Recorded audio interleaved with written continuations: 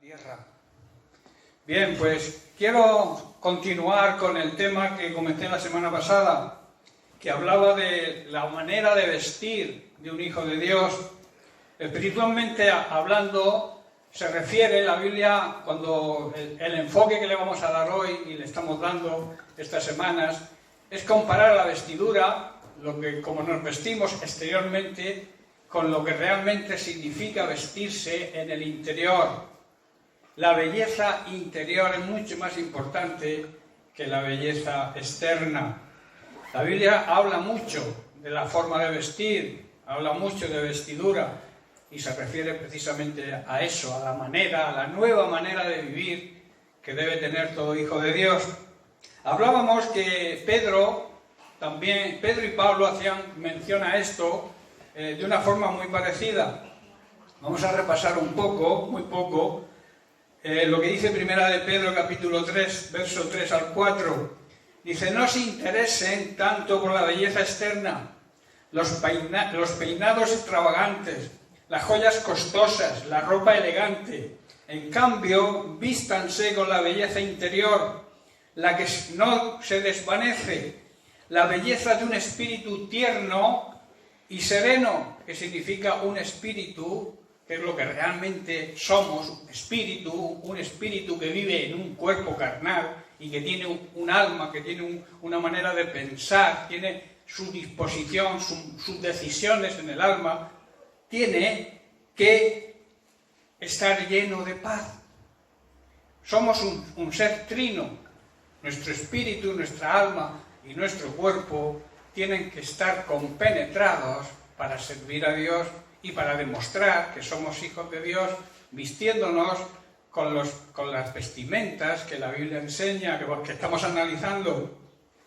Dice: porque esto es de gran valor, porque Dios aprecia, a los ojos de Dios es muy importante fijarnos más en el interior que en lo exterior. Pablo también lo asegura en su carta a los Colosenses, capítulo 3 también, versículos 12 al 14. Dice: vestíos, que significa vivan de acuerdo, pues, como escogidos, como llamados, como seleccionados por Dios, santos y amados. Qué gran privilegio, ¿verdad? De ser escogidos por Dios, de ser seleccionados, llamados por Dios para un uso santo. Sabéis que los utensilios se santificaban, el templo también se santificaba, porque era dedicado al Señor. Una persona santa es aquella que primero ha sido transformada, ha sido cambiada, luego ha sido apartada de todo uso mundano y dedicada al servicio de Dios. Dice: tienen que vivir de acuerdo a ese llamado de entrañable misericordia. Aquí estuvimos analizando esta prenda. Entrañable significa íntima, es una prenda íntima, es una prenda necesaria para la vida de un verdadero cristiano. Y añade otras más, también de benignidad, de humildad, de mansedumbre y de paciencia. Estas son diferentes prendas que debemos ponernos. Estamos analizando la misericordia, la primera, y que también recordad que son características del fruto del Espíritu Santo. Dice el verso 13: soportándoos, o sea, tolerándose los unos a los otros y perdonándoos unos a otros si alguno tuviera queja contra otro. De la manera que Cristo nos perdonó, así también debemos hacerlo nosotros. Y sobre todas estas cosas, sobre todas estas prendas que he enumerado, que el apóstol Pablo enumera, dicen: vestíos de amor. La última pieza, quizá la pieza más importante. Todas son muy importantes, pero el amor, sin amor no se tiene misericordia. Sin amor no se tiene bondad, no se tiene paciencia. No se soportan a los demás, sin amor no se perdona. Por eso es la prenda, dice, y sobre todas esas prendas tenéis que poneros la prenda del amor, que es el lazo de unión perfecto. Hermanos, por haber sido escogidos, por haber sido santificados, Jesucristo por su sacrificio nos santificó, y por recibir tanto amor de parte de nuestro Padre Celestial, debemos vivir de acuerdo a ciertas reglas, de acuerdo a ciertos parámetros que tanto Pedro como Pablo exponen y enumeran haciendo una comparativa con la forma de vestir. Recordemos que estuvimos analizando en la primera parte de este mensaje la misericordia. Y recordad que la misericordia y la gracia son actitudes, son atributos que solamente son aplicables a Dios, que caracterizan la esencia de Dios. Y Dios sabéis que es eterno. Por tanto, su amor y su misericordia son eternas, que quiere decir nunca se terminan. Pese a nosotros, pese a nuestra dureza de corazón, pese a nuestra cabezonería de seguir en el pecado, su amor sigue siendo eterno. Y cuando vamos a Él arrepentidos, Él nos perdona. Pero claro, tenemos que ir a Él arrepentidos. A veces lo que sentimos es remordimiento. Pero el remordimiento quizás te haga llorar, pero no te hace cambiar. Lo que te hace cambiar realmente es el arrepentimiento. El arrepentimiento de decir, he ofendido a Dios con las cosas tan maravillosas que Dios ha hecho por mí, me ha regalado la salvación. Y yo he pecado contra Él. Recordad que dijo el hijo pródigo cuando volvió a casa. Volvió en sí, se dio cuenta, recapacitó. Eso es lo que necesitamos muchas veces, recapacitar, no mantenernos ahí con cabezonería en nuestros errores, en nuestros delitos, en nuestros pecados, ahí. Hay que volver en sí, darnos cuenta de que el pecado le ofende a Dios. ¿Qué dijo el hijo pródigo? Padre, he pecado contra el cielo, primero contra Dios. Que eso a veces no lo tenemos en cuenta. Pero contra todo pecado, el primer, donde más repercute es en el cielo. Porque pecamos contra Dios. Porque la misericordia de Dios nos alcanzó, nos liberó, nos perdonó la paga del pecado, que era la muerte, la condenación. Y luego dice, y he pecado contra ti también. Primero contra el cielo y contra ti. No soy digno, no soy merecedor de que tú me recibas como hijo de nuevo. Pero ya que no tengo esa dignidad, ya que la he perdido por mi mala conducta, quiero ser como uno de tus jornaleros. Recíbeme como uno de tus jornaleros, porque los jornaleros comen y yo llevo mucho tiempo sin comer. El que se aparta de la bendición de Dios, el que se aparta de la casa del Padre, deja de comer, se muere. Por eso hay que recapacitar, hay que volver en sí y darse cuenta que alejados de Dios estamos perdidos, estamos muertos. Quizás no nos demos cuenta, digamos por las pasiones juveniles, por los deseos de la carne, digamos, bueno, ya tendremos tiempo. El tiempo no está en tus manos. El tiempo no depende de ti. Nadie puede asegurar que mañana o dentro de 5 minutos esté vivo. Nadie puede tener la certeza de eso. Por eso tenemos que vivir en el orden de Dios. Tenemos que vivir obedeciendo a Dios. Aunque nos cueste, aunque a veces no entendamos lo que Dios nos manda, la obediencia a Dios tiene que ser pronta. Tiene que ser total y sin poner condiciones. Tú lo dices, yo lo creo y lo hago. Aunque yo haría otra cosa, porque la carne me lleva a otra cosa. Pero la obediencia a Dios recibe la misericordia de Dios. Si tú te das cuenta y recapacitas, tendrás bendición. Pero Él no te va a obligar. Dios no le quita la voluntad a nadie. Eres tú que tienes que someter tu voluntad a la voluntad de Dios. El mismo Jesús fue un gran ejemplo de eso, ¿verdad? En Getsemaní. Cuando dijo, Padre, si es posible, aparta de mí este mal trago que tengo que pasar. Tengo que sufrir físicamente, pero lo peor de todo, que tú vas a tener que mirar hacia otro lado, aunque me amas, tienes que mirar hacia otro lado porque tú no puedes convivir con el pecado. Dios te ama, pero si vives en pecado, Él no puede. Él mira hacia otro lado, no puede convivir con el pecado. Para eso está Jesucristo también. Cuando cometes un error, cuando fallas al blanco, cuando pecas, porque somos humanos y tropezamos, tenemos a Jesucristo como abogado. El problema es cuando pecamos, y pecamos a sabiendas. ¿Entendéis lo que quiero decir?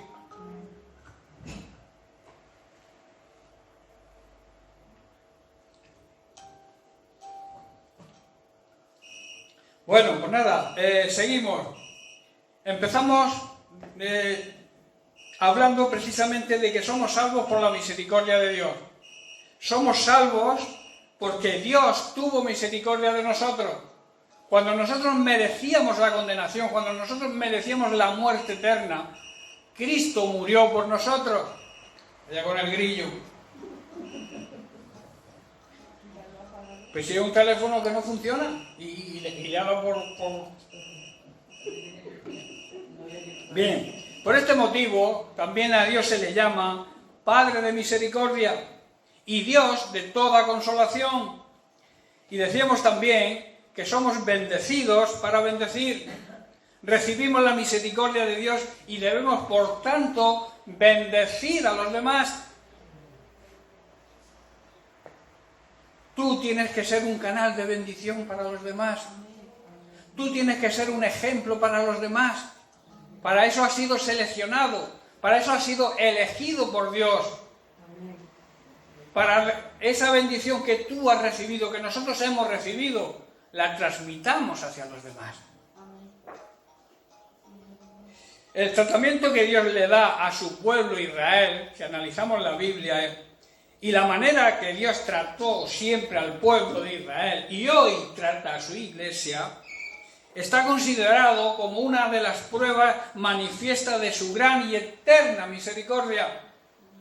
En Éxodo capítulo 15, verso 13, podemos leer el cántico de Moisés y de su hermana Miriam. Y dice: en tu misericordia guiaste al pueblo que redimiste, o sea, al pueblo que sacaste de la esclavitud, lo has guiado con tu fuerza hacia la morada de tu santidad. Hermanos, esto nos habla proféticamente hoy acerca de lo que Dios ha hecho con nosotros, pero también habla proféticamente de cuál es nuestro futuro. Su propósito, el propósito de Dios, la voluntad de Dios, es guiarnos a través de su Espíritu Santo hacia su morada eterna, hacia su lugar santo. Ese es el propósito de Dios, a través del Espíritu Santo, guiarnos hacia la vida eterna, guiarnos hacia su presencia, al trono de su santidad. En el Salmo 78, verso 54, Asaf, que recordemos era el líder de la alabanza en el reinado de David, hace un reconocimiento de esta verdad y dice así: los llevó, o sea, a su pueblo los llevó hasta las fronteras de su tierra santa, a este monte que adquirió su diestra. O sea, los llevó a una tierra santa, a la tierra que había conquistado para ellos. Jesucristo conquistó el cielo para nosotros. Nosotros estamos perdidos, muertos espiritualmente, condenados. La sentencia era condenatoria. Y Él, a través de su muerte, a través de su sacrificio, a través de su vida ejemplar, conquistó el cielo para nosotros.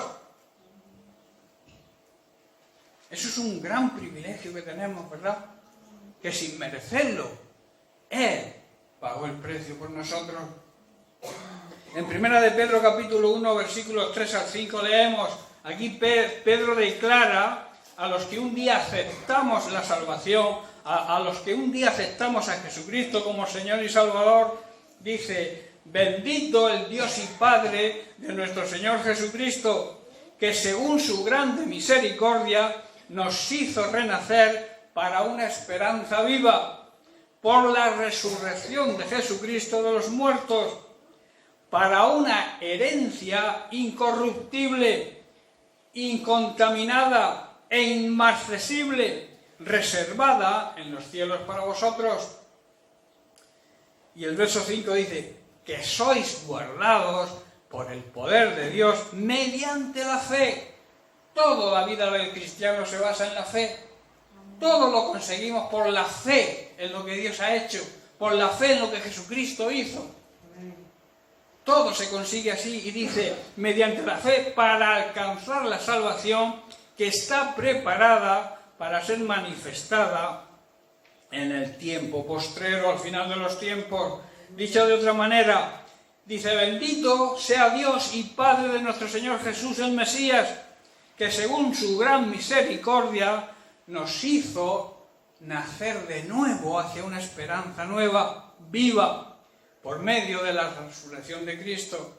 Cuando Cristo resucitó, tú y yo resucitamos. Cuando Cristo se levantó de entre los muertos, nosotros que estábamos muertos, también nos levantamos. Claro, si aceptamos, si creemos lo que Dios hizo, hemos dicho que es por fe. Si crees que cuando Jesucristo se levantó de los muertos, tú te levantaste con Él, si lo crees, se hace una realidad. Y entonces Dios vuelve a restablecer la comunión contigo, porque ya no estás en pecado, ya no eres pecador, eres un pecador redimido, un esclavo que Cristo pagó el precio de tu esclavitud y te volvió a hacer libre, te volvió a reconciliar con Él, te puso un anillo, que significa recobras tu identidad de hijo, que es lo que significa cuando el padre le pone al hijo pródigo un anillo, le está diciendo, tú no quieres ser mi hijo, pero yo te acepto de nuevo como hijo, y aquí la prueba, el anillo, la identidad de hijo. Dice, por la fe que tienen, Dios los protege con su poder hasta que reciban esa salvación. ¿A qué salvación se está refiriendo aquí el apóstol?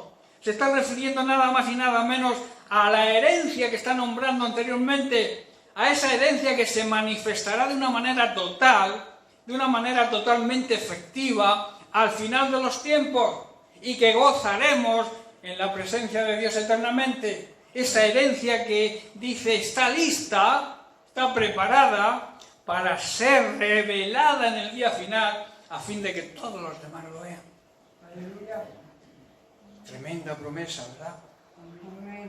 Esa herencia, esa salvación, esa herencia, la vida eterna empezamos a vivirla aquí, pero tenemos una herencia que dice que es incorruptible, que no se corrompe, que no se marchita.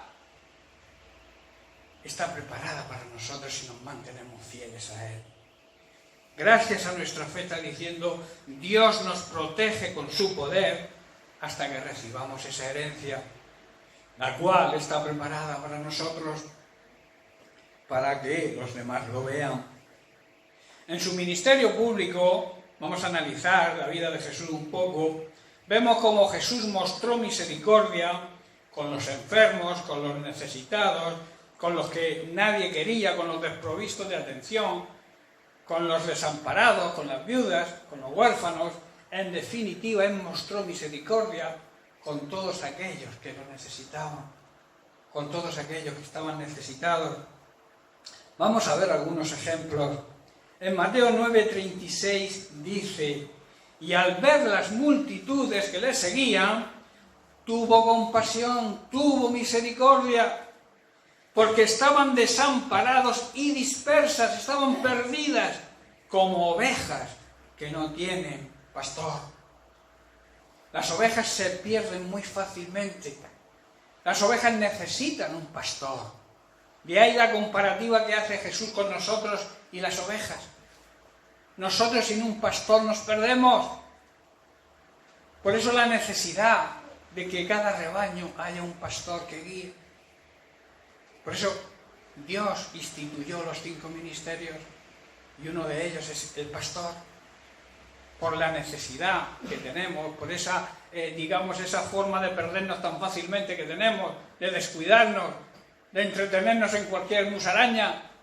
y desviarnos de la verdadera dirección que debemos llevar. Necesitamos un guía y necesitamos un pastor. Y dice que Jesús vio las multitudes y las vio desamparadas, solas. No había nadie que las cuidara. Y dice, tuvo compasión. En otra versión, en los libros textuales, dice, se les removieron las entrañas. Tremendo. Las entrañas es la parte más importante del ser humano. Se refiere a lo más íntimo que tenemos. Y dice que a Jesús se le removieron las entrañas. Esto es misericordia, hermanos. Cuando tú veas a alguien necesitado, cuando tú veas a alguien perdido y no sientas eso, no estás en el camino verdadero. Porque Jesucristo nos mostró misericordia para que también nosotros mostráramos misericordia. La misma misericordia que nos mostró cuando nosotros estábamos perdidos. Si a ti cuando ves una necesidad no se te conmueven las entrañas, es porque algo falla. Quizá esté jugando a religión, pero Dios no es religión. Dios es otra cosa. Dios es intimidad con Él, una relación de padre a hijo con Él. Y Él nos va a mostrar a través del Espíritu Santo el Consolador que nos dejó, el segundo Consolador, porque recordemos que el primer Consolador fue Jesús. Por eso dijo, cuando yo me vaya, os enviaremos otro Consolador. Otro quiere decir que el primero era Él. Amén. Por su condición, como he dicho, las ovejas se desorientan fácilmente cuando no tienen un pastor que las guíe y tienden a perderse.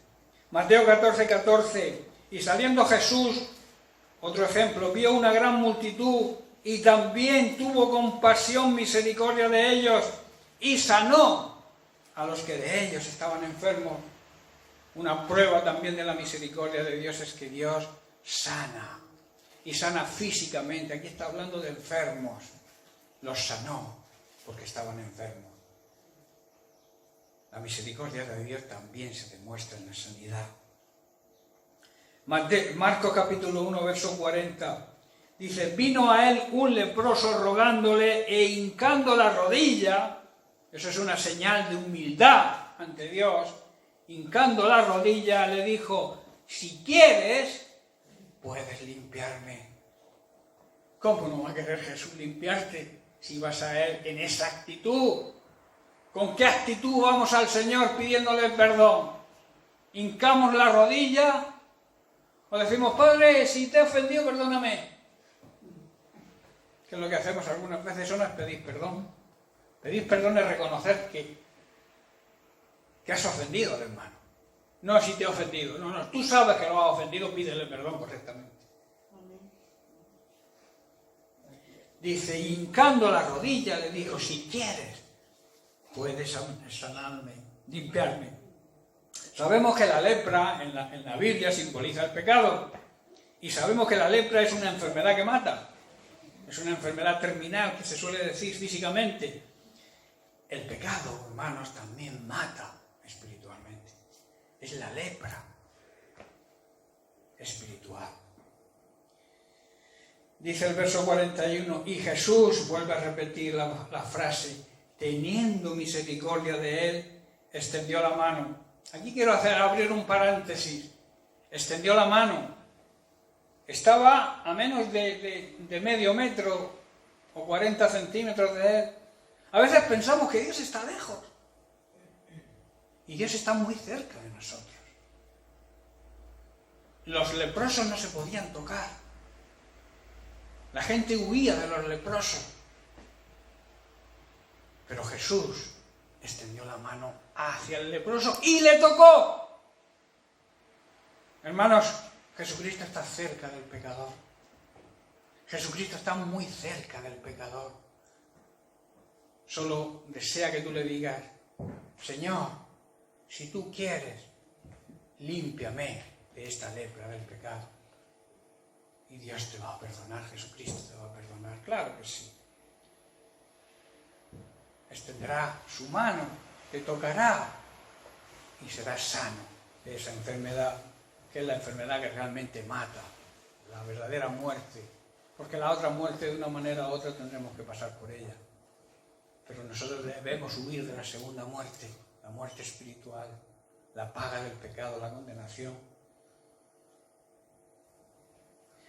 Jesús, como he dicho, está muy cerca de ti y hoy te pregunta: ¿quieres ser limpiado de la lepra del pecado?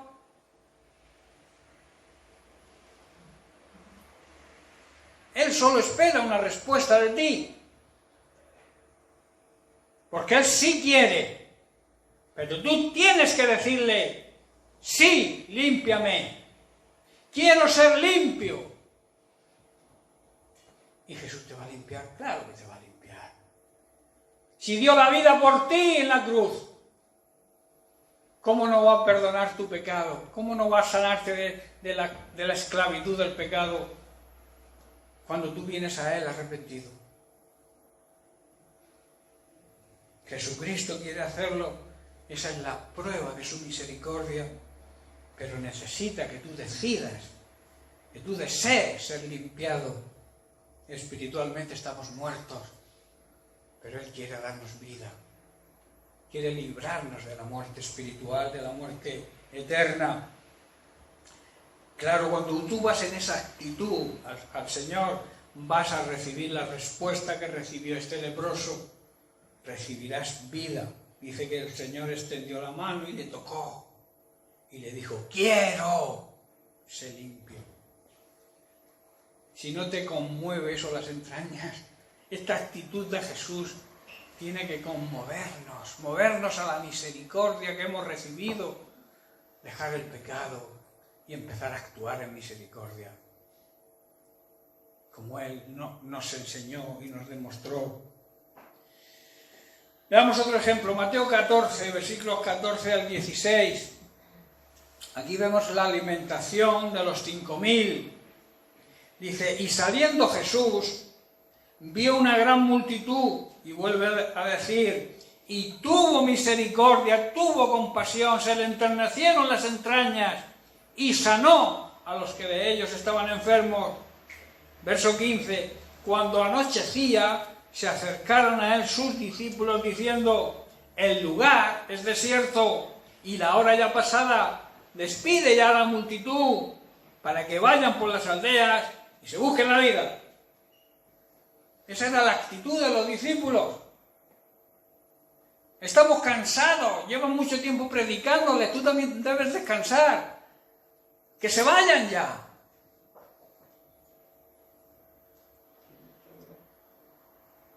Pero Jesús les da ahí otra lección de su misericordia. Y nos la da a nosotros también. Dice, Jesús les dijo: no tienen necesidad de irse. Dadles vosotros de comer. Tú y yo tenemos la obligación de dar de comer al hambriento. Y no estoy hablando, también, pero no estoy hablando del alimento físico, que también hay que colaborar con los necesitados. Estoy hablando del alimento espiritual, del pan bajado del cielo, de Jesucristo, de su palabra, darla a comer a los demás. Por eso dice: dadle vosotros de comer. Hablando, como he dicho, en términos espirituales, Jesús está diciendo: no tienen por qué perderse, no tienen por qué condenarse, os mando que los alimentéis vosotros, que les deis a comer el alimento verdadero que produce vida eterna, que produce la salvación. Esa es la enseñanza que Jesús les estaba transmitiendo a sus discípulos y nos la transmite a nosotros hoy. También, por eso nosotros, como seguidores de Cristo, como hijos de Dios, debemos ser misericordiosos para así poder nosotros también alcanzar misericordia. La ley de la siembra que abarca toda la Biblia. Lo que siembras recoges. Si tú recibes misericordia, sé misericordioso con los demás, porque también recibirás misericordia. Si siembras amor, recibirás amor. ¿Qué pasa si siembras odio? ¿Qué pasa si siembras rencor, falta de perdón, no perdonas a nadie? Que luego analizaremos, no sé si llegaremos, que otra de las pruebas de la misericordia de Dios es el perdón. Sin merecerlo, sin pedirlo. A veces dicen, si me pide perdón, le perdono. No veo yo en la Biblia que los que crucificaron a Cristo le pidieran perdón a Jesús. Pero él en cambio dijo, Padre, perdónalos. A veces, como seres humanos que somos, cometemos muchos errores. Y uno de ellos es ese precisamente decir, si me pide perdón, le perdono porque me ha ofendido mucho. Más que le hicieron a Jesucristo no te han hecho a ti, ni te van a hacer nunca. Jesús, en Mateo 5, verso 7, en el Sermón del Monte dijo, bienaventurados, o sea, felices, dichosos, bendecidos, los misericordiosos, los que practican la misericordia no de boca, sino de hecho, porque ellos alcanzarán misericordia. La ley de la siembra. Si eres misericordioso, serás feliz, dichoso, bendecido, porque alcanzarás misericordia. La misericordia es más agradable a Dios que los sacrificios que tú puedas hacer. ¿Lo entendéis? Tener misericordia es mayor a los ojos de Dios, es de más agrado a los ojos de Dios que le ofrezca sacrificios. En Oseas capítulo 6, verso 6 vemos esto. Dice, porque misericordia quiero y no sacrificio. Conocimiento de Dios más que holocaustos. Quiero que demuestren, está diciendo, su misericordia, no ofreciéndome sacrificios, no subiendo la cuesta de la Fuensanta con una piedra en el zapato, y luego no tienes misericordia de tu hijo, de tu hija, de tu vecino, de tu marido, de tu esposa. ¿De qué te sirve? De nada. Que te flageles. ¿De qué te sirve si no tienes misericordia? Misericordia quiero, en vez de sacrificios. La Biblia da ejemplos y habla de personas que practicaron la misericordia en su trato hacia el prójimo. Lo vemos también en las parábolas de Jesús. Vamos a ver algo de este tema. Por ejemplo, en la parábola de los dos deudores, Mateo capítulo 18, a partir del 24, dice, y comenzando a hacer cuentas, le fue presentado uno que le debía 10.000 talentos. Eso habla de millones. Una cantidad muy grande. Los talentos, no sé, ahora mismo no recuerdo bien el precio que tiene, pero eran millones. Dice, a este, como no pudo pagar, ordenó su señor venderle y a su mujer e hijos y todo lo que tenía para que pudiera pagar la deuda.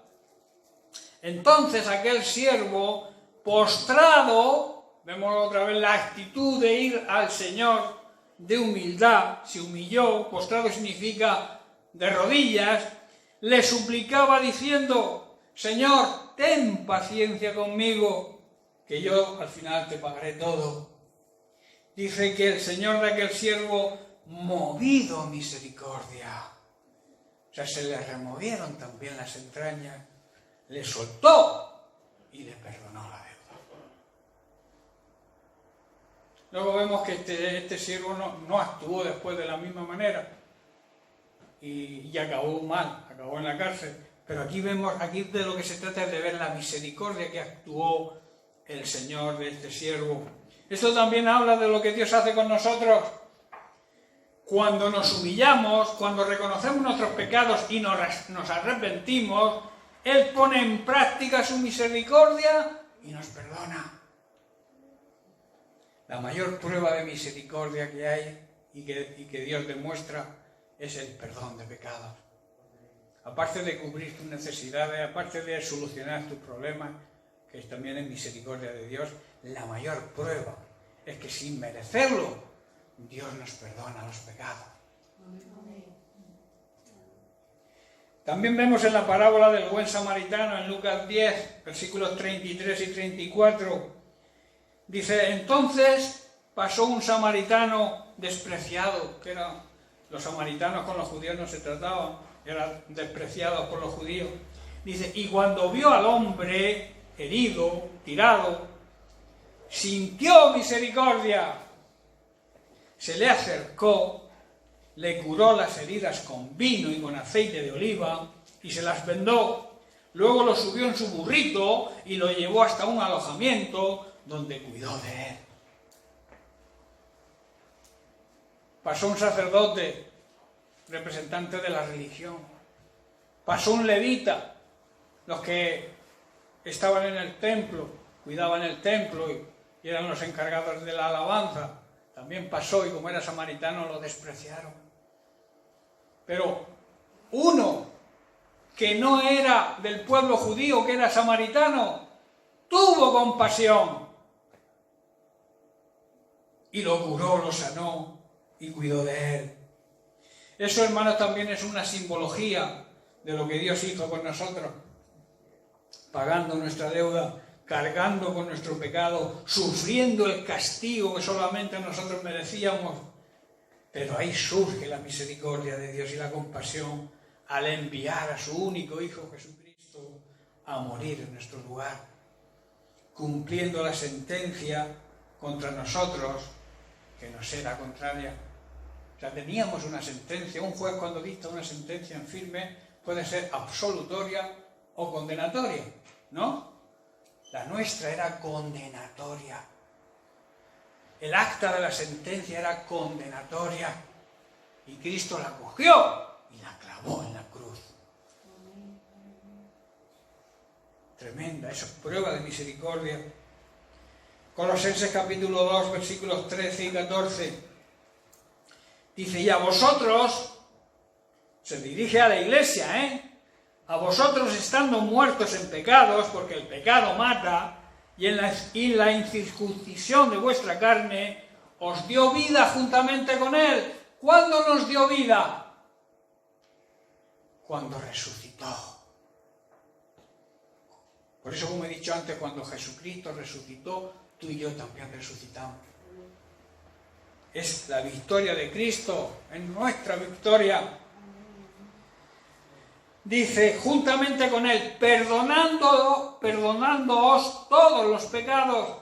Y el verso 14, anulando la sentencia de los decretos que había contra nosotros, que nos era contraria, que era condenatoria, quitándola de en medio y clavándola en la cruz.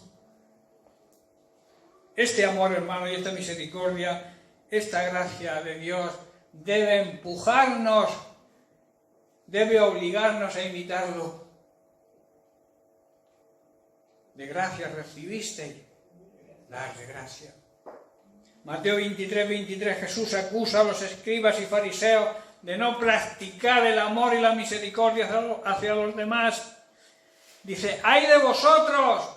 ¿Qué quiere decir? Os va a ir muy mal. Escribas y fariseos hipócritas. Qué pocos pelos tenía en la lengua Jesús, Y se lo estaba diciendo a los religiosos, a los que se creían hijos de Abraham, hijos de Dios, los únicos salvos, los elegidos por Dios. Les dice, hipócritas, os va a ir muy mal. ¿Por qué? Porque diezmáis la menta y el eneldo y el comino, y dejáis lo más importante de la ley, ser justos y la misericordia y la fe. Y luego añade para aquellos que esto es necesario hacer sin dejar de hacer lo otro. Debemos practicar la misericordia, debemos practicar ser buenos, debemos dar buenos frutos, debemos practicar la justicia, debemos tener fe, pero también debemos diezmar. Hay quien dice que el diezmo no es para este tiempo. Eso lo dicen aquellos que le duele meter la mano al bolsillo. Dicen que el diezmo es del antiguo pacto. Y yo digo, no matar también del antiguo pacto. ¿Dónde está escrito no matar, no robarás? En el antiguo pacto. Como está en el antiguo pacto, pues yo ahora puedo matar. Y puedo mentir y puedo robar. ¿No es así? Excusas. Miseria humana. Se pierden la bendición de Dios. Porque hay una ley que se cumple siempre. Si tú robas a Dios, te trae maldición. Dios no quiere esa maldición para ti. Eres tú quien la atrae hacia ti cuando le niegas a Dios lo que es suyo. La ofrenda es voluntaria, pero el diezmo es obligatorio. Y hay muchos pastores que huyen de hablar de esto. Pero es bíblico porque está en la Biblia. Y todo lo que hay en la Biblia, como yo digo, es predicable. Lo puedes predicar. Y cuando yo diga algo que no está en la Biblia, me apedreáis si queréis.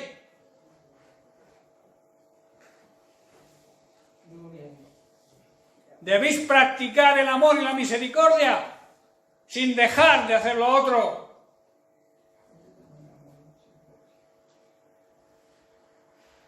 Qué importante y qué maldición nos trae cuando robamos a Dios. ¿En qué me habéis robado? En vuestro diezmo y ofrenda, porque sois unos tacaños y acarreáis. No quiero maldeciros, pero sois vosotros quien atraéis hacia vosotros la maldición, negándome lo que es mío, lo que me pertenece. Todo es suyo. Todo lo que hay en la tierra le pertenece. Todo, incluso tu cartera, aunque no lo quieras. Si Dios permite que tú tengas una buena cartera, sea agradecido con Dios y no la robes.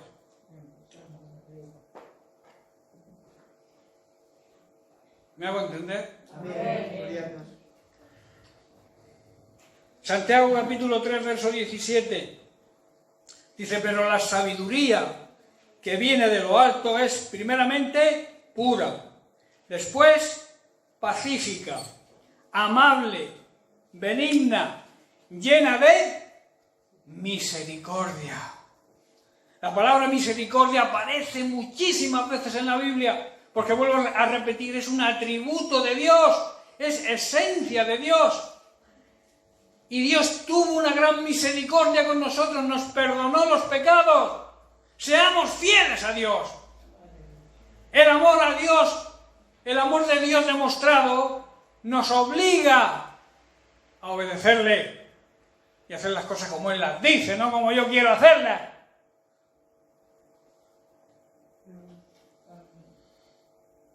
También da buenos frutos, sin incertidumbre, sin duda, ni hipocresía, ni querer aparentar lo que no se es. Analicemos ahora otra consideración sobre la misericordia. La misericordia también debe ejercitarse con alegría y con gozo. Cuando tú practiques la misericordia, que no sea a regañadientes por obligación o porque alguien te empuje, que lo hagas con alegría. Cuando Dios bendice al dador, dice que bendice al dador y ama al dador alegre, también está hablando de dar misericordia, no solamente dar ofrenda, está hablando también de lo que debemos darle a los demás, que es misericordia. Y hay que darla con gozo y con alegría. Dios ama al que hace estas cosas con gozo. No hagas las cosas por obligación, no hagas las cosas porque yo te lo diga. Haz las cosas porque lo sientas. Y como cristianos que nos preciamos o que somos, o que decimos que somos, debemos actuar en misericordia. Y además hacerlo con gozo y con alegría. Romanos 12:8, parte de los deberes cristianos. Dice, el que exhorta, se ocupe de la exhortación. El que reparte, que lo haga con liberalidad, o sea, con generosidad. El que preside, que lo haga con solicitud, con diligencia, con cuidado. ¿Y qué dice? El que hace misericordia, con alegría. Segunda de Corintios capítulo 9, versos 6 y 7. Pero esto os digo, La ley de la siembra. El que siembra escasamente cosechará abundantemente. ¿Dice eso? El que siembra escasamente va a cosechar lo que siembra, escasamente. Y el que siembra en abundancia cosechará también abundantemente. Y luego dice el verso 7, cada uno dé conforme propuso en su corazón. O sea, que lo que des, lo des de corazón, que salga de tu interior. No a regañadientes. Hazlo por amor, no con tristeza, dice, no por obligación.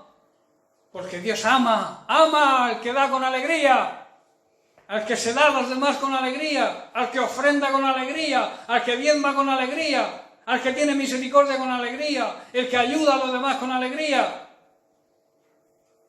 El Evangelio es dar, no recibir. El Padre dio al Hijo, el Hijo se dio a sí mismo. Y yo vengo a que me den. ¿No?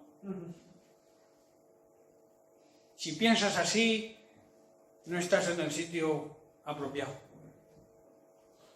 El Evangelio es darnos a los demás. El Evangelio es querer que el reino de Dios avance. Buscar su reino significa eso. Estar pendiente de que el reino de Dios avance.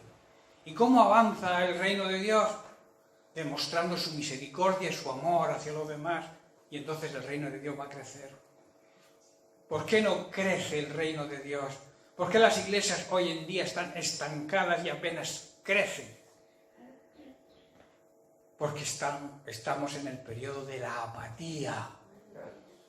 Las iglesias no hemos vuelto conventículos, no hemos vuelto clubes sociales.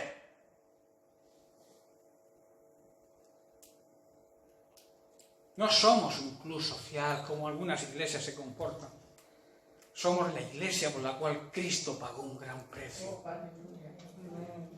Y debemos demostrarlo, debemos movernos, debemos actuar de la manera que Dios quiere que actuemos. Primero, viviendo en santidad, porque si no vives en santidad no vas a llegar a nadie. Dios no te va a utilizar, Dios no puede utilizar una vasija que no esté apartada, dedicada y consagrada a Él. Limpia tu vaso, limpia tu hogar, limpia tu casa, límpiate tú. Y después podrás llevar el ejemplo a los demás. Que es nuestro trabajo, es nuestra misión. Es como el que va a casarse con un traje de faena, con harapo, un vestido roto, despeinada novia. Yo me imagino una boda así, ¿verdad? Pues a veces como vamos al Señor, que somos la esposa. La iglesia es la esposa del Cordero, la esposa de Jesucristo. Por eso Jesucristo cuando ve a su esposa hace así, Señor. ¿Con quién me he prometido yo? Hermano, no es broma. Tenemos que mentalizarnos de que debemos vivir en santidad, con unas vestimentas limpias, blancas y resplandecientes. Porque Dios, dice el Apocalipsis, nos ha concedido a su iglesia ese privilegio, que nos vistamos de lino fino, blanco y resplandeciente. ¿Estás resplandeciendo tú? ¿Estás siendo luz a los que te rodean? ¿O estamos, me meto yo también, estamos siendo luz? ¿Estamos resplandeciendo ante los demás?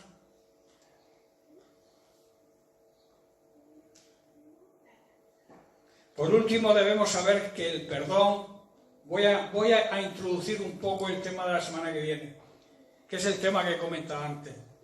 Debemos saber que el perdón es una consecuencia hermosa de la misericordia de Dios, tanto de parte de Dios como también entre los hermanos, entre las relaciones de los cristianos entre sí. Cuando impera el perdón, hay paz. El perdón desata. El rencor ata. Cristo rompe las ataduras. El diablo nos ata. Nos dice, no perdones, no se lo merece. No te humilles ante Él. Devuélvele, véngate de Él. Eso es lo que nos dice el diablo. ¿Pero qué nos dice Jesús? Parte de la misericordia de Dios fue perdonarnos a nosotros, ¿no? ¿Merecíamos el perdón nosotros? En cambio, ¿Dios qué hizo? ¿Y cómo nos perdonó? Entregándose totalmente en su vida, digamos, en toda su existencia como hombre en la tierra. Dedicó su vida a servir a los demás. Por eso si tú te acercas al Señor para que te sirvan, te vuelvo a repetir, no vas por el camino correcto. El cristiano debe vivir una vida de servicio. Jesucristo lo demostró y lo dijo. Yo no he venido a que me sirváis. Yo he venido a serviros a vosotros y estoy dispuesto a dar la vida por vosotros.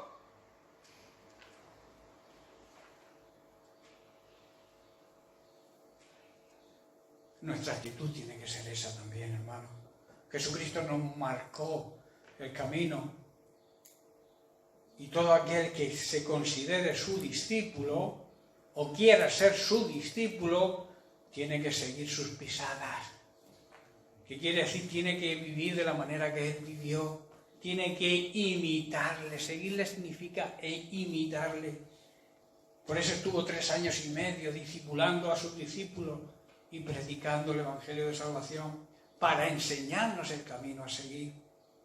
Nosotros tenemos cantidad de Biblia, la palabra de Dios fluye en esta tierra por todas partes. Hay lugares que a veces están con una hojita o dos de la Biblia porque no les permiten más, los matan, los persiguen, donde ven una Biblia. Esa persecución se está movilizando ahora mismo a nivel mundial y pronto nos llegará a nosotros, no os quepa duda. No perdamos el tiempo, aún tenemos tiempo de proclamar las virtudes de Cristo a través de nuestro ejemplo, a través de la predicación de la palabra, pero también de nuestro testimonio, de nuestro ejemplo. Nadie va a creer lo que digas si lo que digas no está de acuerdo con lo que haces. ¿Amén? Amén. Bien, pues lo dejamos aquí y seguiremos la semana que viene, si Dios quiere. Bendiciones para todos.